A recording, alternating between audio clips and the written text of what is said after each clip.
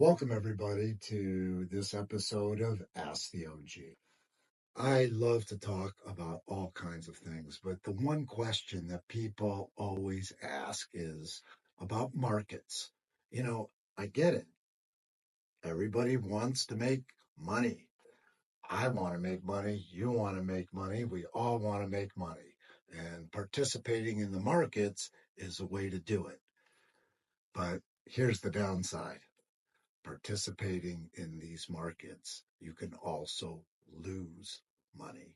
We all have to be very careful. One of the things I can tell you of being a 35-year participant in the markets, taking companies public, founding publicly traded ETFs, putting together financial products, building companies, is that risk is everywhere. And you have to be conscious of risk. You can't just put your money into assets because of price action. You've got to be cautious. You've got to be careful. You've got to be de-levered. Don't even ever think about leverage. Leverage is a way to just lose all your money. Let me talk about the markets, because I think we're entering into a period of increased volatility. You're seeing it in stock prices. You're obviously seeing it in Bitcoin prices. You're seeing it in gold. You're seeing it everywhere. There's massive volatility. I have to tell you, I am not optimistic right now about major risk assets. When you look at the stock market, you look at gold, you look at Bitcoin, what are the signals telling you? The one thing about predicting markets is, first of all, you can't. Nobody can predict what's going to happen in the future. But what you can do is look at signals. And there are infinite number of inputs into markets. Infinite. Because they're all comprised of billions of individuals participating. Nobody can control them.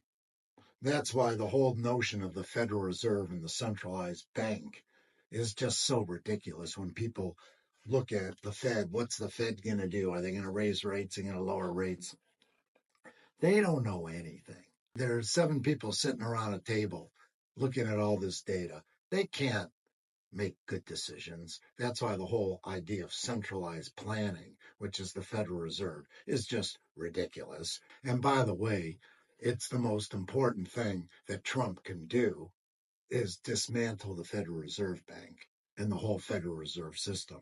He signaled many times that we should get rid of the Federal Reserve System, and that would be by far the most important thing he could do in his presidency. But I don't think he's going to be able to pull that one off because the Fed is so deeply integrated into our financial system.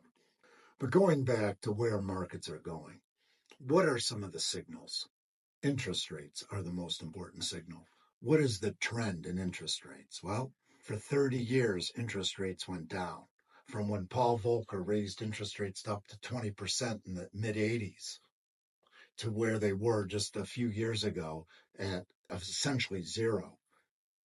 It certainly looks like that trend has reversed and that interest rates are going up, and they're probably going up for decades. These are long cycles, 30-year cycles. The Fed cut interest rates starting last September. What did rates do? They just went up. The Fed cuts, but market rates go up. Figure that one out. The Fed is impotent.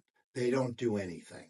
It's a Ponzi scheme, and it's why I got super interested in crypto in the first place, is because I know what a fraud and Ponzi scheme the Federal Reserve System is. Talking about interest rates, I mean, these are very, very long cycles.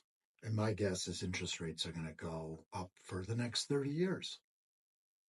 But that doesn't mean in any short term period, within a year, rates can go down.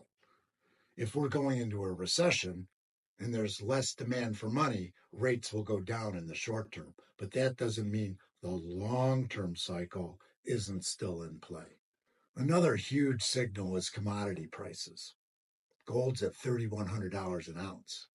A year ago was $1,800 an ounce. It doesn't look like it's slowing down at all, although it can be volatile. And all gold is, as I talked about in the previous episode, It's just money. It's the only real stable money. Gold doesn't go up in value.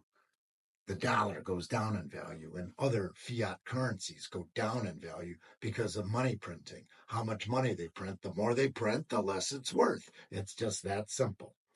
And anybody who's into crypto recognizes that the fiat currency is a joke for any kind of long term stable value.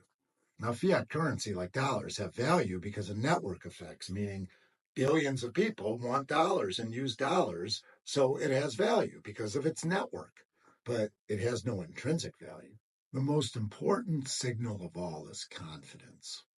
How do people feel about the state of the world, the state of the economy? Do they want to invest? Do they want to take risk? There's all kinds of signals that talk about that. The University of Michigan puts out a survey every month about consumer confidence. Everybody's heard about that. And by the way, that's my alma mater, University of Michigan. But it's a very famous survey about consumer confidence. It's at like an all-time low, which means inflation has kicked in. People have less money to spend on restaurants and travel, and they're having a hard time paying their healthcare bills and their mortgages and their kids' tuition and insurance. All of these things are through the roof. People are struggling. Confidence is down. When confidence is down, investment goes down. So all of these inputs, there are infinite number of inputs that make markets. So it's our job to try and digest some of these and understand where prices are going. Looking at crypto, looking at Bitcoin, looking at Ethereum, the one thing I've learned as an OG is that it is very correlated to other risk assets, particularly the stock market. The stock market since January has been going in one direction, which is down, after having a huge run up. And that's what happened. Bear markets follow bull markets. Things never go up in a straight line. Now, the stock market over decades has been good.